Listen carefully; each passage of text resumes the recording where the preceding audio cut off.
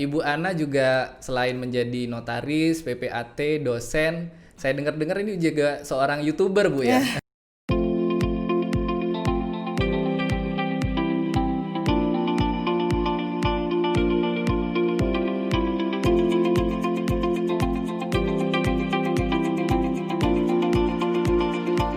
Assalamualaikum warahmatullahi wabarakatuh. Sahabat ngopi bareng MKN, salam akta. Berjumpa lagi dengan episode kita kali ini. Pada hari ini kita sudah kedatangan tamu. Beliau adalah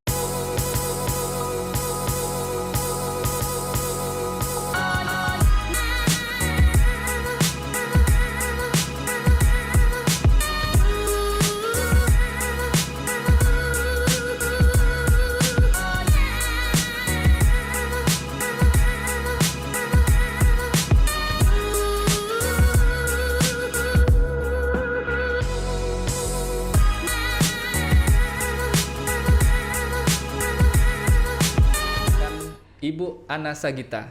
Apa kabar Ibu Ana Sagita? Baik Ya. Alhamdulillah.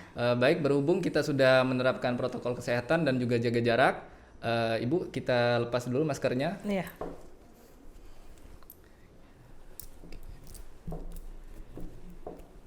Ibu Ana, apa kabarnya Bu? Alhamdulillah baik. Baik ya. Ibu Ana Sagita masih aktif Bu ya menjalankan jabatan sebagai notaris PPAT Bu Iya, ya? Oke. masih alhamdulillah. Bu Ana Sagita ini kita sudah ketahui bersama, beliau adalah notaris PPAT yang multi talenta ya. Selain menjadi notaris PPAT, Ibu Ana Sagita juga aktif mengajar di Magister Kenotariatan Universitas Sriwijaya Bu ya. Iya. Boleh tahu Bu, sudah berapa lama menjalankan tugas pengabdian sebagai pengajar? Mungkin 11 atau 12 tahun. 11 atau 12 tahun ya, sudah Iya. cukup lama. Kalau notaris PPAT-nya sudah berapa lama Bu berpraktek? 13-an. Oke, sudah 13 tahun ya. Nah, untuk membagi waktu sendiri gimana Bu untuk membedakan atau memisahkan jam kerja notaris PPAT dan juga aktivitas mengajar, bagaimana pembagian waktunya Bu? Iya. Jadi pada saat pagi hari, jadi jam 8 sampai jam 4, saya profesinya kapasitasnya selaku PPAT dan notaris. Iya. Nah, setelah jam sore ya, jam 7 malam saya mulai ngajar. Nah, itu saya kapasitasnya selaku Pengajar dosen. Bu ya. Oke. Jadi beliau ini dari pagi sampai sore menjalankan tugas jabatan sebagai notaris PPAT, kemudian dari sore hari sampai malam itu menjalankan tugas pengabdian sebagai Iya. dosen Bu ya. Oke. Iya. Awal mulanya bagaimana Bu? Bisa tertarik menjadi seorang dosen, itu awal ceritanya bagaimana Bu? Ya, jadi kalau masalah mengajar itu saya kayaknya dari SD saya sudah dituntut untuk mengajar teman-teman yang memang pemahamannya itu agak lambat di kelas. Zaman dulu kan tahun lama ya. Ya. Saya udah umur itu kira-kira sekarang 53 tahun. Nah, jadi waktu saya SD itu tiba-tiba ada beberapa orang sampai ranking kelima itu di kelas 5 itu dapat tanggung jawab memandu 5 orang murid. Jadi nanti kami tiap hari kasih soal-soal, itu nanti dikasih ke wali kelas tiap hari. Jadi besoknya mereka, malamnya saya kasih soal untuk besoknya akan kita bahas kembali. Nah, itu dari SD, SMP juga saya seperti itu. Waktu SMA absen. Nah, pada saat kuliah, saya kuliah kan ada 2 ya. Satunya di Institut Teknologi Indonesia, satunya di UI. Nah, pada saat dulu juga saya punya bakat gitu untuk belajar bareng lah. Baik. Untuk pemahaman untuk teman-teman yang lain. Oke, berarti pengalaman mengajar ini sudah ada bakatnya dari SD malah Bu ya? Iya. Sudah mengajarkan teman-teman yang mungkin butuh bimbingan lebih dari temannya Bu ya? Iya, Oke. punya sedikit lebih. Sedikit lebih, oke. Jadi sudah cukup lama punya bakat mengajar. Untuk di kampus sendiri Bu, ada suka dukanya nggak Bu mengajar calon-calon notaris nih Bu? Iya, suka dukanya itu kalau sukanya berarti saya bisa melanjutkan apa yang saya suka ya. Jadi saya sukanya memang dalam dunia pengajar, jadi saya tersalurkan. Kalau dukanya misalnya apa yang sudah menjadi prinsip saya, misalnya dalam belajar itu harus sungguh-sungguh, kemudian saat untuk masuk ke kelas kita harus punya pemahaman dasar. Nah, itu tidak ada pada mahasiswa. Nah, itu yang saya rasa mungkin membuat saya agak keras ya. Karena saya punya prinsip kalau datang ke kelas itu mereka harus punya satu pemahaman dulu terhadap apa yang akan diajarkan hari itu. Baik, jadi memang Ibu Ana ini mengajarnya kalau saya dengar-dengar nih Bu ya, Ibu agak sedikit keras ya Bu ya kalau di kelas Bu ya. Itu tujuannya memang untuk mendisiplinkan atau memang sudah jadi pembawaan Bu Ana nih Bu, seperti itu Bu? Sebenarnya kalau pembawaan ya, kalau normal-normalnya tuh saya sebenarnya lucu. Ya, cuman jarang juga yang paham ya. Jadi kalau misalnya teman-teman sekolah saya atau teman-teman yang udah deket itu tahu saya itu humoris lah. Jadi jarang serius. Nah, cuman kalau di dalam kelas itu kan saya punya namanya tanggung jawab. Jadi kita selaku pengajar itu harus bisa transfer ilmu. Nah, kalau dalam materi BW itu nggak bisa kalau kita bisa santai-santai, misalnya kita ketawa-ketawa atau kita paksa mereka diskusi terus sementara apa yang mau didiskusiin karena tidak membawa satu pemahaman. Bekal, Bu ya. Nah, jadi saya dalam mengajar saya selalu membuat supaya terjaga gitu. Karena kalau misalnya agak lengah dikit materi yang diajarkan itu tidak enak. Jadi pasti ngantuk atau pengen bicara gosip-gosip ke teman. Jadi saya bikin seolah-olah supaya tetap terjaga. Jadi kalau ada kabar-kabar kalau memang ada yang bilang Ibu Ana ini sedikit killer ya. Jadi sebenarnya tujuannya itu lebih untuk mendisiplinkan atau supaya kondusif ya Bu ya. Agar materi juga tersampaikan dengan baik ya Bu ya. Nah Ibu sendiri mengajar apa Bu di Magister Kenotariatan spesialisasinya? Sekarang saya 2. Ya. Satunya BW, yang kedua akte BW atau TPA 2. Jadi lebih spesifik ke masalah hukum waris ya. Nah, ini juga cukup penting Bu ya untuk kita ketahui karena di notaris PPAT sendiri ketika berpraktek hukum waris ini sangat sering ya Bu ya kita jumpai.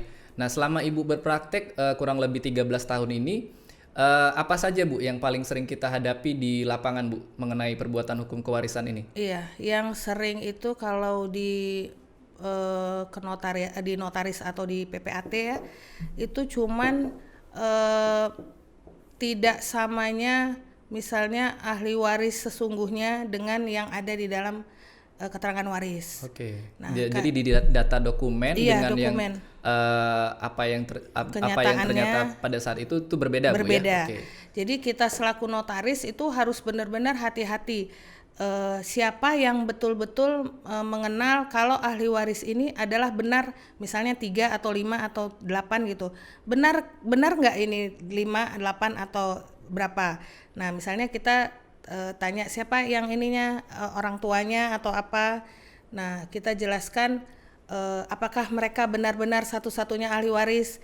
Kadang saya pernah dapat kasus gitu, membuat ada akte ya, dikatakan bahwa ahli warisnya 5, jadi istri dan 5 orang anak. Ternyata anaknya ada 6. Jadi setelah kita bicara-bicara gitu, ternyata 6 dan satunya kenapa tidak ada di KK karena sudah menikah dan dibawa oleh suaminya ke desa lain. Jadi tidak dicantumkan di dalam KK. Dan itu kan artinya kalau kita bikin akta kurang satu ahli waris kan berarti kita akta kita salah. Nah, jadi di situ disitulah harus hati-hatinya dalam hal hari-hari kita mendapatkan suatu kasus yang namanya pewarisan. Oke, jadi harus diperdalam lagi Bu ya, mengenai dokumen-dokumen, begitu juga dengan apa yang terjadi harus kita gali lebih dalam lagi Bu ya. Jadi cerita-cerita aja gitu, jangan sampai apakah benar, apakah kan, karena kita kan kembali lagi memang kita formil.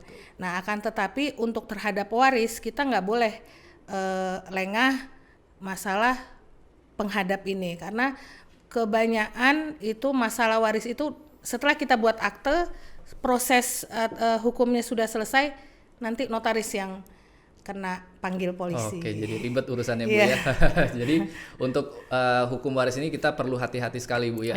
Nah untuk meningkatkan kehati-hatian kita Bu sebagai notaris PPAT yang menjalankan atau menangani perbuatan hukum waris, kira-kira tips dan triknya apa nih Bu? Supaya kita bisa lebih aware dan menjaga kehati-hatian terhadap akta yang kita buat. Jadi pertama yang saya sarankan itu kita harus paham dulu. Jadi memang kan notaris itu tidak bisa menolak yang namanya penghadap atau seseorang untuk minta dibuatkan akta. Kita nggak boleh tolak.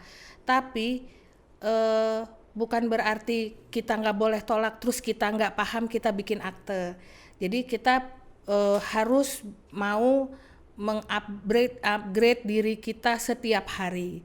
Kalau misalnya kita kurang paham masalah kewarisan, kita bisa call friend atau ikut seminar atau tanya organisasi. Kalau saya punya ini loh kasus tapi saya kurang paham, nah seperti itu. Jadi kita harus paham dulu ini golongan berapa, terus ini ahli warisnya siapa. Karena kalau cuma bilang ahli waris saja, dari 1 sampai golongan 4 semuanya ahli waris. Tapi apakah itu ahli waris yang mewaris? Nah, ahli waris mewaris itu kan yang ab instatato AI dia.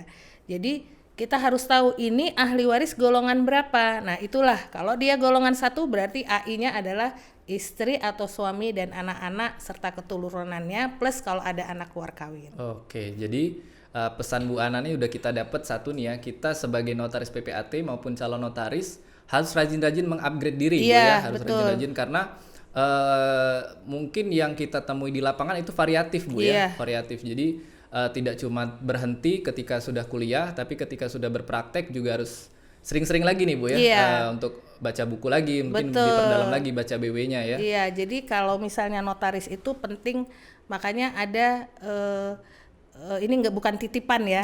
Jadi saya merasakan gitu kalau kita ikut organisasi, nah itu pasti banyak ilmu yang kita dapat. Karena apa? Satu aja, kalau kita misalnya ikut organisasi kita tahu kapan ada seminar, lebih duluan tahu daripada nunggu misalnya di pamflet atau di Facebook atau di mana ya, kita duluan tahu. Jadi aku akan daftar untuk upgrade diri. Oke nih, jadi pesan Bu Ana satu lagi, sering-sering juga aktif ya Bu ya dalam berorganisasi karena keuntungannya banyak Bu. Kita bisa dapat koneksi, dapat juga ilmu-ilmu baru gitu Bu ya, terutama untuk seminar Bu ya, lebih sering kita dapat info lebih dulu ya.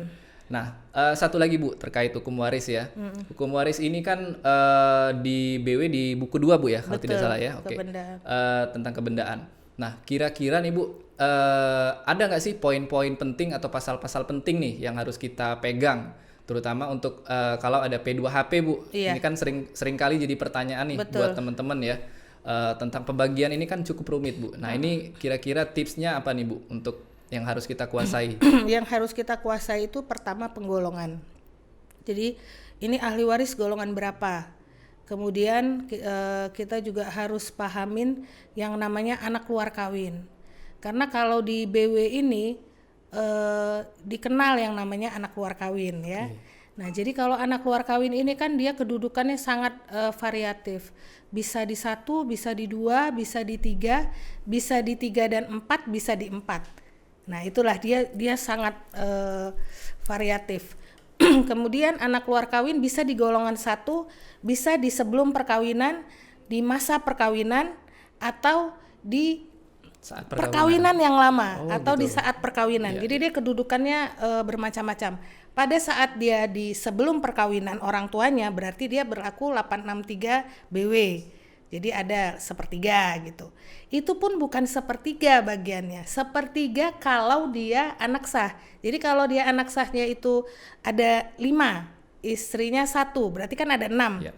Ahli warisnya tambah 1, Betul. 7. Kalau dia anak sah dia dapatnya kan 1/7. Tapi karena dia anak luar kawin dia sepertiga kalau dia anak Seperti sah. dia anak sah, Ya, ya, jadi oke. 1/3 kali 1/7. Betul. Jadi dia cuman 1/21. 20/21 dibagikan ke seluruh ahli waris lainnya. Tapi kalau dia diakui semasa perkawinan orang tuanya itu 285. Dia X sama dengan 0. Nah, saat dia misalnya kita masukkan 2 perkawinan, nah berarti si perkawinan di masa perkawinan orang tuanya, dia mendapat bagian di mencuri di perkawinan yang pertama bagiannya. Jadi diambil dari bagiannya ke anak luar kawin yang bagian pertama. Nah, kalau kita tidak paham posisi seperti itu kan kita nggak bisa membagi. Nah, jadi 285 itu untuk dia tidak bisa mengganggu di mana dia diakui, membawa akibat berarti tidak diakui dia di mana dia bisa meminta bagiannya. Nah, seperti itu. Nah, kalau kemudian ada yang namanya kita harus paham yang namanya hibah. Nah, sering orang berpikir hibah itu perbuatan final, kan tidak. Pada saat meninggal si pewaris itu kan dia dikumpulkan menjadi tarik lagi. Kalau dia dihibah itu kepada anak golongan 1 atau ke bawah itu ditarik dengan imbreng. Nah, kalau golongan 1 kan dia wajib imbreng kecuali dia bilang dikatakan tidak oleh si pewaris, tidak imbreng. Kalau golongan 2 dia tidak wajib imbreng kecuali dikatakan si pewaris dia wajib imbreng. Nah, kalau kita tidak tahu prinsip-prinsip itu kan berarti kita salah membaginya. Ya, nah begitu seterusnya. Kemudian kita harus tahu yang namanya legitimate porsi. Legitimate porsi itu bagian atau bagian yang tertentu yang tidak dapat diganggu gugat oleh siapapun juga, bahkan oleh surat wasiat atau akte wasiat. Kenapa akte wasiat? Karena katanya undang-undang kalau ada wasiat laksanakan wasiat dulu asal tidak mengganggu LP. Jadi kita laksanakan dulu, kita cek LP-nya berapa, selamatkan LP, sisanya kasih ke wasiat. Baik. Nah, itu kalau prinsip-prinsip itu kita nggak paham, bahaya. Betul, ya. Jadi ini satu pencerahan juga ya buat kita semua. Jadi untuk menerapkan hukum dalam pewarisan itu kita harus tahu dulu peristiwa hukum yang sudah terjadi ya. Apakah ada perkawinan sebelumnya, ataukah ada perkawinan setelahnya, juga keturunan-keturunan mungkin setelah itu Bu ya. Baru nanti kita bisa membaginya ya. Jadi dokumen-dokumen yang harus dia bawa ke kita itu harus lengkap. Jadi kita selaku notaris kita juga akan bertanya ini anak-anaknya dalam perkawinan yang sama. Kemudian apakah ada anak luar kawin, apakah perkawinan pertama sudah pemberesan. Nah, itu kita wajib tanya dan kita minta dokumennya. Betul. Jadi jangan takut untuk jeli ya Bu ya. Betul. Jeli dan juga berani untuk meminta apa yang harus kita minta untuk kita teliti lebih dan lanjut. Dan dokumen gitu ya. itu semua harus yang asli. Oh gitu, harus asli Bu ya. Betul. Oke. Nah, ini juga pesan yang penting buat kita semua. Jadi prinsip kehati-hatian kita harus lebih dikedepankan Bu ya. Betul. Oke. Jadi ini ilmu juga. Ini saya jadi seperti kuliah lagi nih Bu ya. Ini berapa SKS Bu ya? 2 SKS Bu ya. Oke, ini pembahasan yang cukup serius. Nah, tapi terkait wasiat nih, saya boleh nanya tentang wasiat juga Bu ya. Iya. Wasiat ini kan ada juga beberapa macam Bu ya. Ada yang warisan wasiat yang terbuka, ada yang tertutup. Nah, kita pesan-pesan Bu Ana nih apa nih untuk hati-hati juga dalam membuat wasiat Bu? Sebenarnya untuk membuat wasiat kita bebas-bebas saja, karena itu kan kehendak orang yang masih hidup, dia berhak atas hartanya, ya. Tapi pada saat kita membuat wasiat, kita ceritakan, misalnya saking sayangnya dia sama pacarnya, kan boleh kalau itu kan, punya istri, punya anak, punya pacar boleh, namanya orang kaya. Karena waris ini ceritanya tentang orang kaya, karena kalau tidak ada harta, tidak ada pentingnya ngurusin warisnya. Pada saat dia misalnya berwasiat, akan saya berikan kepada pacar saya, tapi dia bilang kepada Nona Y, itu seluruh harta saya, karena dia baik banget, dia ngurusin saya. ya kita bisa kasih tahu ke dia, Bapak punya anak gitu. Karena pada saat Bapak meninggal, yang mengatur harta waris itu adalah hukum waris. Kalau pada saat kita hidup itu hukum orang, ya kan? Hukum perkawinan, paling kalau ketahuan nanti pasangannya marah. Tapi kalau sudah meninggal langsung take over otomatis. Hukum waris yang mengatur, ada LP di situ. Jadi pada saat kita mau bikin P2HP, selamatkan dulu bagian ahli waris LP. Kecuali orang-orang yang tidak berhak menjadi ahli waris adalah kan ada syarat-syaratnya. Semuanya putusan sudah berkekuatan hukum tetap. Misalnya berusaha membunuh atau apa dan lain sebagainya yang tidak berhak menjadi ahli waris. Oke, ini juga harus dipahami pembedaan mengenai ahli waris ab intestato dan juga ahli waris yang diberikan karena testamenter ya Bu ya, karena wasiat ya. Oke, satu ilmu yang sudah kita pahami mungkin ya waktu di bangku kuliah, tapi ini lebih diperjelas lagi sama Bu Ana ya. Oke, ini yang seriusnya sudah cukup dalam Bu kayaknya Bu ya. Oke. Satu lagi nih Bu, Ibu Ana juga selain menjadi notaris, PPAT, dosen, saya dengar-dengar ini juga seorang YouTuber Bu ya. Iya, masih baru. Masih baru ya, oke. Ini awal mulanya gimana Bu? Konten-kontennya sih tentang apa aja sih Bu kalau buat YouTube ini? Sebenarnya saya punya hobi itu kan jalan-jalan ya. Jadi saya sih jalan-jalan nggak mesti ke luar negeri. Jadi yang penting kalau saya belum pernah ke daerah itu saya senang. Jadi kayak dalam menjalankan jabatan saya kan wilayahnya banyak perairan. Nah kadang-kadang itu naik speed ya. Nah mungkin orang-orang takut atau apa. Kalau saya senang karena saya ngerasa loh ini kan baru. Jadi saya bisa lihat desa-desa dari sungai. Nah itu saya udah lama pengen wah bisa juga nih didokumentasikan. Ternyata itu sulit. Kemudian kalau saat saya jalan-jalan memang benar-benar holiday gitu, itu juga sulit karena sibuk, takutnya malah momennya kurang gitu. Akhirnya saya berpikir saya punya hobi itu kan memasak. Setiap hari saya memasak. Jadi yang merasakan masakan saya ya staf-staf saya, keluarga di rumah ya, di kantor. Nah saya berpikir apa enggak saya bikin aja ini tutorial memasak saya walaupun saya bukan chef. Jadi saya pikir ya ini khusus untuk ibu-ibu atau perempuan-perempuan atau para gadis yang ingin awal-awal belajar memasak ya boleh lihat YouTube saya, sangat-sangat sederhana memang. Jadi konten-kontennya lebih ke konten-konten rumah, memasak Bu ya? Masakan rumahan. Jadi yang bingung-bingung mau masak nih langsung aja ya, buka subscribe YouTube. Dulu ya. Apa nama channelnya Bu kalau boleh tahu Bu? Ana Sagita. Ana Sagita ya. Jadi awal mulanya lebih karena ingin traveling ya, traveling, tapi karena keterbatasan juga mungkin karena sekarang kondisi lagi pandemi Bu ya, jadi terbatas ya mau traveling Bu ya, jadi lebih susah. Jadi mending yang di rumah aja. Yang di rumah aja, oke. Kami rasa sudah cukup jelas Bu ya, kita kembali lagi dari pembahasan kita di awal bahwa menjadi notaris PPAT ini sangat penting kehati-hatian, terutama dalam pembuatan peristiwa hukum waris. Kita harus paham dulu tentang buku 2 ya, mengenai kebendaan Bu.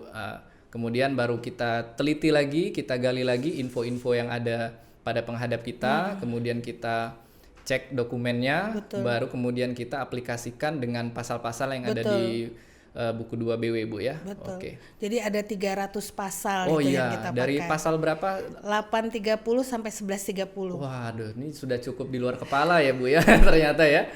Oke Bu Ana, terima kasih atas waktu yang sudah diberikan kepada kami. Kami rasa sudah cukup ya memberikan manfaat juga masukan ke kami Bu mengenai hukum waris. Nah sedikit terakhir Bu, pesan-pesan bagi kami notaris-notaris PPAT terutama yang baru-baru dan juga calon-calon notaris, ada pesan untuk pemirsa nih Bu? Betul, jadi saya cuman kasih sedikit pesan. Jadi tolong pada saat kita kuliah kan bayarnya mahal. Itu benar-benar manfaatkan, pelajari, kemudian tanya dosennya, mumpung bertanya itu sudah include, sudah kita bayar dalam satu semester. Setelah lulus nanti jangan dipikir kita sudah pintar, tambah terus keilmuan kita dengan selalu ikuti seminar-seminar yang kita pikir kita memang kurang di sana. Oke, sudah cukup jelas Bu ya pesan-pesan kesannya. Semoga kita semua dalam menjalankan profesi kita, jabatan kita itu selalu bisa hati-hati dan juga dilindungi ya Bu ya dari segala macam permasalahan. Amin. Oke, terima kasih waktunya Bu Ana. Ya nanti kalau ada kesempatan mungkin kita bisa diskusi lagi ya Bu ya. Oke, terima kasih. Sahabat Ngopi Bareng MKN, itu dulu percakapan kita atau bincang-bincang kita mengenai profil Bu Ana Sagita. Terima kasih atas perhatiannya sahabat Ngopi Bareng. Salam Akta. Assalamualaikum warahmatullahi wabarakatuh.